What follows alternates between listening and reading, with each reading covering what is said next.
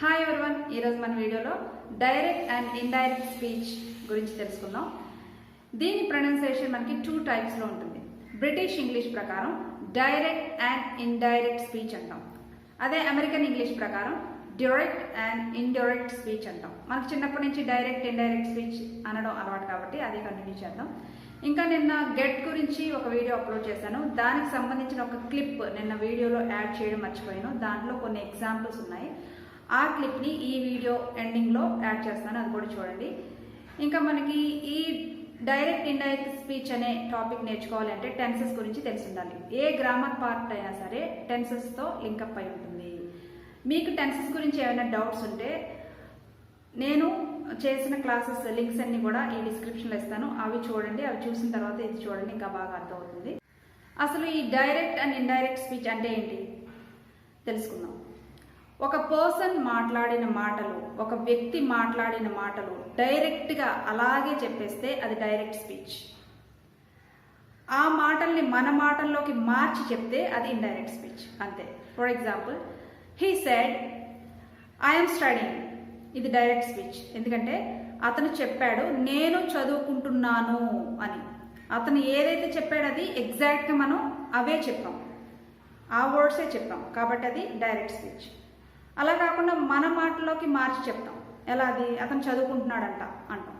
దాని ఇంగ్లీష్లో he said that he was studying, అంతే సింపుల్. కాకపోతే డైరెక్ట్లో ఏ టెన్స్లో ఉంటే అది ఇండైరెక్ట్లో ఏ టెన్స్లోకి మారుతుంది, ఇవి తెలుసుకోవాలి. వీటికి సంబంధించిన కొన్ని రూల్స్ ఉన్నాయి, అవి తప్పకుండా తెలుసుకోవాలి. ఆ రూల్స్ని ఫాలో అయ్యి మనం ఈ డైరెక్ట్లో ఉన్న సెంటెన్సెస్ ఇండైరెక్ట్లోకి మార్చడం చాలా చాలా ఈజీ. అవి తెలుసుకుంటే ఈ టాపిక్ అంత ఈజీ వేరే టాపిక్ ఏదీ లేదు. So let's get started the video. దీని గురించి మరి కొంచెం డీటెయిల్డ్గా తెలుసుకుందాం. ఇక్కడ చిన్న చిన్న పిక్చర్స్ డ్రా చేశాను. యాక్చువల్గా నాకు డ్రా చేయడం రాదు, కొంచెం అడ్జస్ట్ అవ్వండి. ఇక్కడ మదరు, ఇద్దరు సన్స్. ఈ మదరు పెద్ద కొడుకుని ఏం చెప్పిందంటే తమ్ముడు ఏం చేస్తున్నాడో చూసిరా అని చెప్పింది. అప్పుడు ఏం చేస్తున్నావురా నువ్వు అని ఈ అన్నయ్య తమ్ముడిని అడిగాడు. అప్పుడు తమ్ముడు ఏం చెప్పాడు? ఐఆమ్ స్టడీయింగ్, నేను చదువుకుంటున్నాను అని చెప్పాడు. ఇప్పుడు ఈ అన్నయ్య 2 రకాలుగా చెప్పచ్చు వాళ్ళ మదర్కి. ఒకటి, ఆ తమ్ముడు ఎలా చెప్పాడో అలాగే ఎగ్జాక్ట్గా చెప్పచ్చు, లేదు తన మాటల్లో మార్చి చెప్పచ్చు. ఇక్కడ చూడండి, తెలుగులో చూద్దాం. ఫస్ట్ తమ్ముడు చెప్పాడు నేను చదువుకుంటున్నాను అని, అది డైరెక్ట్ స్పీచ్ అవుతుంది. లేదు తన మాటలో మార్చాడు, తమ్ముడు చెప్పాడు తను చదువుకుంటున్నాడు అని, అది ఇండైరెక్ట్ స్పీచ్. ఇంగ్లీష్లో చూద్దాం. He said I am studying. తను ఏదైతే చెప్పాడో ఈ మాటల్ని ఇక్కడ మనం ఎన్క్లోజ్ చేస్తాం, ఇది డైరెక్ట్ స్పీచ్ అవుతుంది. తన మాటల్లోకి మార్చి చెప్పాడు, తమ్ముడు చెప్పాడు తను చదువుకుంటున్నాను అని, he said that he was studying, ఇది ఇండైరెక్ట్ స్పీచ్ అవుతుంది. దీనిని మనం రిపోర్టింగ్ వెర్బ్ అంటాం.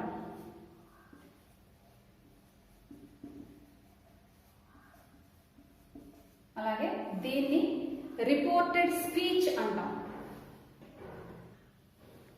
Reported speech. ఈ డైరెక్ట్ స్పీచ్లో రిపోర్టింగ్ వెర్బ్ తర్వాత కామా ఉంటుంది. అలాగే పర్సన్ చెప్పిన ఎగ్జాక్ట్ వర్డ్స్ అంటే రిపోర్టెడ్ స్పీచ్ని మనం ఎప్పుడు కూడా ఇన్వర్టెడ్ కామాస్తో ఎన్క్లోజ్ చేస్తాం. ఎండింగ్ ఆఫ్ ద సెంటెన్స్ మనకి ఫుల్ స్టాప్ ఉంటుంది.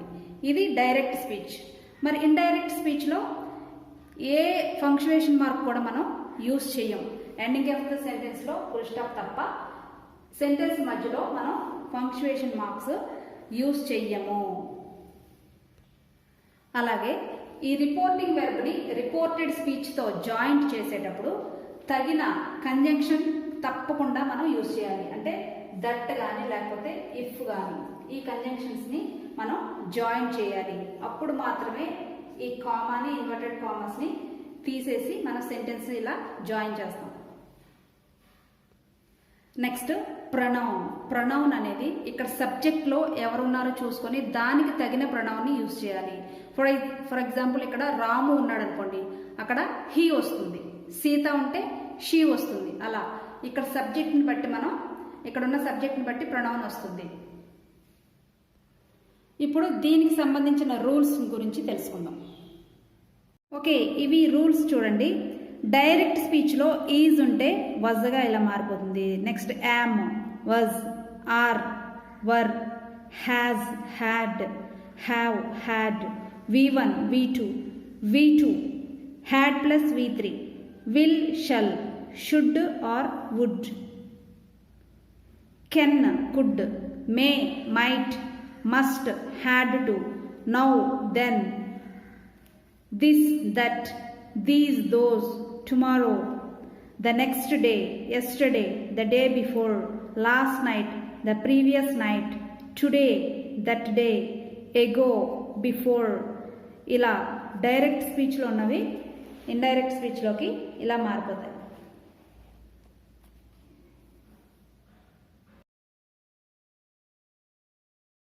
డైరెక్ట్ స్పీచ్ సింపుల్ ప్రెజెంట్ టెన్స్లో ఉంటే అది సింపుల్ పాస్ట్లోకి మారిపోతుంది. Simple present tense will become to simple past tense. ఇక్కడ చూడండి, హీ సెడ్. ఇక్కడ ఇన్వర్టెడ్ కామాస్ తీసేయాలంటే దట్ అనే కంజంక్షన్ ని యూజ్ చేయాలి. He said that. ఇక్కడ సబ్జెక్ట్ చూసుకోవాలి. He pronoun. హీ అనే సబ్జెక్ట్ కి ఇక్కడ ప్రొనౌన్ కూడా హీ వస్తుంది. ఇక్కడ నో అనేది V1 లో ఉంది కదా, ఇది సింపుల్ పాస్ట్ లో మారిపోయినప్పుడు V2 అయిపోతుంది. కాబట్టి he knew. He knew. He said that he knew Rama. Direct speech simple present tense లో ఉంటే అది ఇండైరెక్ట్ స్పీచ్కి వచ్చేసరికి సింపుల్ పాస్ట్ టెన్స్ లోకి మారిపోతుంది. నెక్స్ట్, ప్రజెంట్ కంటిన్యూస్ టెన్స్ లో డైరెక్ట్ స్పీచ్ ఉంటే అది ఇండైరెక్ట్ స్పీచ్కి వచ్చేసరికి పాస్ట్ కంటిన్యూస్ లోకి మారిపోతుంది. For example, he said I am playing. ఇది ప్రజెంట్ కంటిన్యూస్ టెన్స్ లో ఉంది. ఇప్పుడు ఇది పాస్ట్ కంటిన్యూస్ లోకి మారిపోతుంది. ఇక్కడ that. He said that. He pronoun. He. Am మనకి వాజ్ గా మారిపోతుందని చెప్పాను కదా. He was playing. అంతే. ఈ ప్రజెంట్ కంటిన్యూస్ లో ఉంటే ఇది పాస్ట్ కంటిన్యూస్ లోకి మారిపోతుంది. నెక్స్ట్, ప్రజెంట్ పర్ఫెక్ట్ లో ఉన్నది పాస్ట్ పర్ఫెక్ట్ లోకి మారిపోతుంది. ఇక్కడ ఎగ్జాంపుల్ చూడండి. He said I have completed my work. అతను చెప్పాడు నా పని పూర్తి చేశాను అని. అది ఇండైరెక్ట్ స్పీచ్ లో మనకి పాస్ట్ పర్ఫెక్ట్ లోకి మారిపోతుంది. He said that he had completed his work. అతని వర్క్ కాబట్టి అది హిజ్ వర్క్ గా మారిపోయింది. ఇలా ప్రజెంట్ పర్ఫెక్ట్ లో ఉన్నప్పుడు అది పాస్ట్ పర్ఫెక్ట్ లోకి మారిపోతుంది. నెక్స్ట్, ప్రజెంట్ పర్ఫెక్ట్ కంటిన్యూస్ లో కనుక డైరెక్ట్ స్పీచ్ ఉంటే అది ఇండైరెక్ట్ స్పీచ్ వచ్చేసరికి పాస్ట్ పర్ఫెక్ట్ కంటిన్యూస్ లోకి మారిపోతుంది. Ramya said I have been waiting. ఇది ప్రజెంట్ పర్ఫెక్ట్ కంటిన్యూస్ లో ఉంది. అది పాస్ట్ పర్ఫెక్ట్ కంటిన్యూస్ లోకి మారిపోతుంది. Ramya said that she had been waiting. ఇలా ప్రతి టెన్స్లో కూడా మీరు ఎగ్జాంపుల్స్ ఇంకా మరికొన్ని రాసుకొని ప్రాక్టీస్ చేయండి. అవి మీకు గుర్తుండిపోతాయి. Next, simple past tense past పర్ఫెక్ట్లోకి మారిపోతుంది. ఇక్కడ ఎగ్జాంపుల్ చూడండి. Ramya said I sang a song. ఇది V2. ఇది సింపుల్ పాస్ట్ టెన్స్లో ఉంది. Ramya said I sang a song. దీనిని మనం ఇండైరెక్ట్ స్పీచ్లోకి మార్చినప్పుడు అది పాస్ట్ పర్ఫెక్ట్లోకి వెళ్ళిపోతుంది. Ramya said that. ఇక్కడ రమ్య కాబట్టి ప్రొనౌన్ మనకి షీ వస్తుంది. Ramya said that she had sung. అంటే had plus V3. Sung, sing, sang, sung. She had Sung A song. ఇలా సింపుల్ పాస్ట్లో ఉంటే పాస్ట్ పర్ఫెక్ట్లోకి మారిపోతుంది.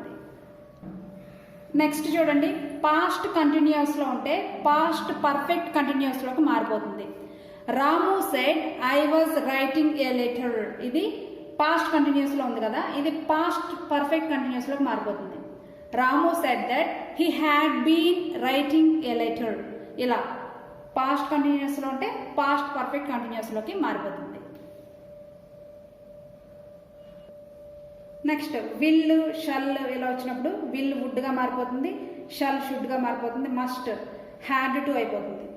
For example he said I shall get good marks. ఇక్కడ ఐ అనే సబ్జెక్ట్ వచ్చింది కాబట్టి ఐకి వీకి షల్ యూస్ చేస్తాం కదా, అందుకని I shall get good marks. అతను అంటున్నాడు నేను మంచి మార్క్స్ సంపాదిస్తాను అని. అది ఇండైరెక్ట్ స్పీచ్లోకి వచ్చేసరికి he said that he would, అక్కడ హీ అనే సబ్జెక్ట్కి యూజ్ చేస్తున్నాం కాబట్టి అక్కడ షల్కి షుడ్ కదా యాక్చువల్గా, కానీ అక్కడ మనకి థర్డ్ పర్సన్ సింగులర్ ఇక్కడ హీ వచ్చింది కాబట్టి వుడ్, విల్కి సంబంధించిన వుడ్ మారిపోతుంది. He would get good marks ఇలా వస్తుంది. ఈ డైరెక్ట్ అండ్ ఇండైరెక్ట్ స్పీచ్ అనే టాపిక్ ఒక క్లాస్ అయితే సరిపోదు, సెకండ్ క్లాస్ అంటే పార్ట్ 2 కూడా నేను అప్లోడ్ చేస్తాను. అందులో ఇంపరేటివ్ సెంటెన్సెస్, ఎక్స్క్లమేటరీ, అలాగే ఇంట్రోగేటివ్ సెంటెన్సెస్ ఇండైరెక్ట్ స్పీచ్లో ఎలా మారుతాయి, ఇంకా ఈ టాపిక్కి సంబంధించిన మరికొన్ని ఎగ్జాంపుల్స్ అన్నీ కూడా ఆ పార్ట్ 2లో అప్లోడ్ చేస్తాను. అలాగే నిన్న గెట్కి సంబంధించిన కొన్ని ఎగ్జాంపుల్స్ యాడ్ చేయడం మర్చిపోయానని చెప్పాను కదా, అవి ఇప్పుడు యాడ్ చేస్తాను చూడండి. Please don't mind, I did not get the time to call you or I didn't get the time to call you. దయచేసి ఏమీ అనుకోవద్దు, నాకు టైం దొరకలేదు, నిన్న మీకు ఫోన్ చేయడానికి నాకు తీరిక లేదు, సమయం దొరకలేదు అలా చెప్పచ్చు. దే ఆర్ గెట్టింగ్ హంగ్రీ, వాళ్ళకి ఆకలి వేస్తుంది. ఐఎమ్ గెట్టింగ్ టైర్డ్, నేను బాగా అలసిపోతున్నాను. The audience are getting bored, ఆడియన్స్కి బోర్ కొడుతుంది. Are you getting what I am saying, నేనేం చెప్తున్నానో నీకు అర్థమవుతుందా? Yes I got what you said, నాకు అర్థమవుతుంది. ప్లీజ్ డోంట్ గెట్ అప్సెట్, దయచేసి అప్సెట్ అవ్వద్దు. గెట్కి సంబంధించిన వీడియో లింక్ ఈ డిస్క్రిప్షన్లో ఇస్తాను చూడండి. ఈ వీడియో కనుక మీకు నచ్చితే తప్పకుండా లైక్ చేయండి, అలాగే ఈ వీడియో ఎవరికైతే యూస్ఫుల్లో వాళ్ళకి షేర్ చేయండి. మరొక టాపిక్తో మరొక వీడియోలో కలుద్దాం. Thank you for watching this video.